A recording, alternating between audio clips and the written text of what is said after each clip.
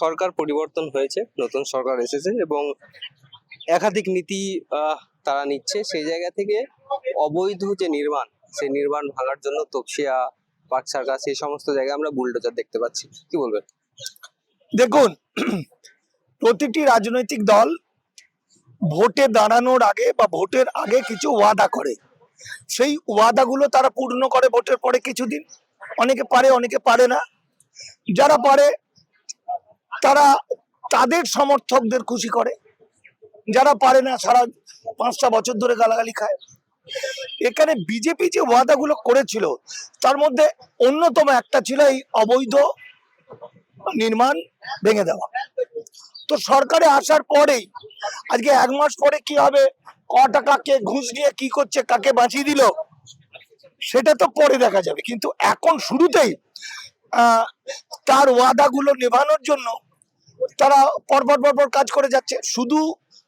শুধু তো বুলডোজার দিয়ে ভেঙে দেওয়াই নয়, একাধিক জিনিস যা আমরা কল্পনা করতে পারিনি। যেমন ধরো, আমি সেটা বলে আবার এই জায়গায় আসছি, যেমন SC ST OBC সার্টিফিকেট।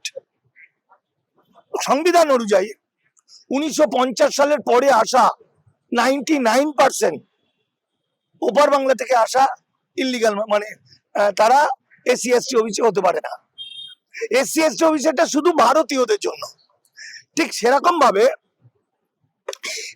ভাবে এই যে UCC লাগু হচ্ছে, যা কিছু সেগুলো ওদের নীতিমালার মধ্যে ছিল, সেটা ইমপ্লিমেন্ট হচ্ছে। আমরা বলতে পারি যে ভারতবর্ষের ফ্রিডম অফ স্পিচ, আমার কথা বলার অধিকার, আমার ন্যাচারাল জাস্টিস, সংবিধানের 19 নম্বর আর্টিকেল, আমার কথা বলার, আমার ভারতবর্ষের যে একজন খুনি যার যাবজ্জীবন জেল হবে বা যার ফাঁসি হবে, তারও কিন্তু ন্যাচারাল জাস্টিস আছে। যে ন্যাচারাল জাস্টিসটা আমরা পাইনি, ডিলিট করে দেওয়া লক্ষ লক্ষ মানুষের ক্ষেত্রে, তাহলে আমরা এই সরকার চলার পরে ন্যাচারাল জাস্টিসটা পাবো আশা করেছি কি করে? যখন লক্ষ লক্ষ মানুষের ন্যাচারাল জাস্টিস কেড়ে নিয়ে তাদের কাছে নাগরিকত্বের প্রমাণ দেখাতে সুযোগ না দিয়ে তাদের যখন ডিলিট করে দেওয়া হলো, তাই তো নির্বাচন কমিশন। ফলত আজকে সরকারটা আসার পর আমরা আশাটা করাটা ঠিক না, বরং আমরা এটা বলতে পারি যে হ্যাঁ, যদি তোমার বেআইনি হয়, বেআইনি নিয়ম অনুযায়ী, আইন অনুযায়ী, কোর্টের সাহায্য নিয়ে, আদালত অনুযায়ী তুমি করো, এটাই আইন। কিন্তু আমরা যেটা দেখলাম, এই দেখাটাই আমরা অনেকে চমকে গেছি। কেন চমকে গেছি? আমরা দেখছি বুলডোজার দিয়ে ভেঙে দিচ্ছে, বহু লোক জড়ো হয়েছে, সুন্দর একটা বাড়ি ভেঙে দিচ্ছে, এই তো দেখছি। তো আসলে আমরা ভুলে গেছিলাম এটা RSS। আমরা ভুলে গেছিলাম যে এটা ডবল ডেকার সরকার। আমরা তো এতদিন ধরে কংগ্রেস, CPM, তৃণমূল দেখেছি, তাদের তো কোনোটা ডবল ডেকার সরকার ছিল না। এখানে ডবল ডেকার সরকার মানে হচ্ছে কেন্দ্র চালাচ্ছে, দুটো মুখ, তার সারথিকে অমিত শাহ, নরেন্দ্র মোদী। তাহলে আমরা প্রথমে কি দেখলাম? আমরা প্রথমেই দেখলাম উত্তরপ্রদেশে যা এখানেও তাই, এক মডেল, এক ছবি। উত্তরপ্রদেশের সঙ্গে বাংলার কোনো পার্থক্য নয়। তার কারণ হচ্ছে সেখানেও অমিত শাহ, নরেন্দ্র মোদী পরিচালিত রাষ্ট্র ব্যবস্থা, এখানেও অমিত শাহ, নরেন্দ্র মোদী পরিচালিত পশ্চিমবঙ্গ চালনা করা শুরু।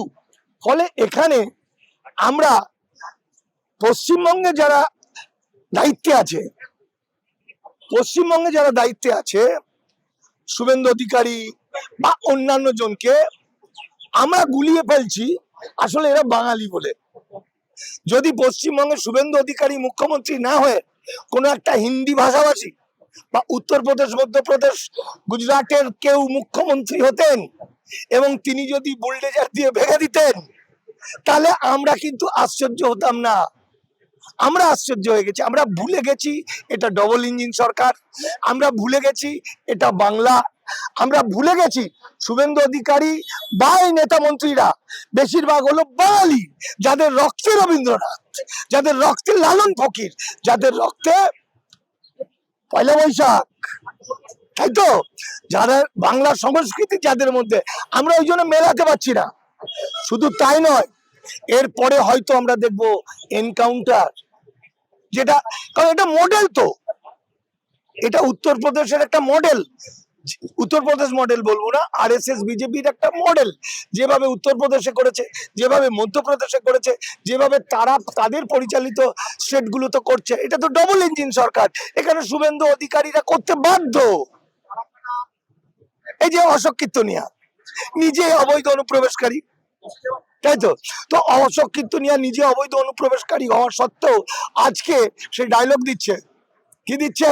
সে বলছে অবৈধ পথে যারা ঢুকেছে এবং যারা এসডিও বিডিও বিএলওর মাধ্যমে নিজের নামটা এসআইআর এ তুলেছে, তারা তুলেছে নিশ্চয়ই মুসলমানরা নয়, কারণ মুসলমানদের তো বাদ দিয়ে দেওয়া হয়েছে। এসডিও বিডিও ডিএম এডিএম যারা বেশিরভাগ ওপার বাংলা থেকে এসেছিল, বেশিরভাগ নমশূদ্র এসসি, তা তো জালি এসসি, তারা একটার পর একটা মুসলমানদের বাদ দিয়েছে, তা তো হিন্দু বাদ দেয়নি। তাহলে হিন্দু 10 বছর আগে যে এসছে তার নাম উঠেছে। কিন্তু অশোক কীর্তনিয়া কি বললেন? যেসব অনুপ্রবেশকারীরা ঢুকেছেন, নাম তুলেছেন, এই বর্ডার হচ্ছে পালান, রাতের অন্ধকারে পালিয়ে যান, তা না হলে শেষ করে দেওয়া হবে, একজনও বাঁচবেন না। এটা কে বলছে? নিজে একজন অবৈধ অনুপ্রবেশকারী। তাহলে এটা ওর কথা নয়, ওর কথা নয়, এটা হচ্ছে আরএসএস এর নীতিগত সিদ্ধান্ত, বিজেপির নীতিগত সিদ্ধান্ত, এরা ইমপ্লিমেন্ট করছে মাত্র। এবার আমরা বলতে পারি, আমরা বাঙালি সত্তা হিসাবে, বাঙালির জাতিসত্তা, বাঙালি মানুষ হিসাবে এই জিনিসটা শোভনীয় নয়। আমরা রাজ্য পরিচালনাকারী সরকারের কাছে বারবার স্মরণ করিয়ে দিতে পারি যে আমাদের কালচারের সঙ্গে হিন্দি বলয়ের কালচার মিলবে না। তাই তোমরাও ভেবে চিন্তে সাবধানে কাজ করো। যে ঘটনাটা ঘটিয়েছো তোমরা, সেটা কিন্তু বাংলা কালচারের সঙ্গে মেলে না। বাংলা কালচার অনেকটা নরম, মানবিক, এখানে আইন মেনে চলা হয় অনেক কিছু, তাই তো? ফলে ক্রমশ প্রকাশ্য দেখা যাবে, সময় আসবে কি ঘটনাটা ঘটে।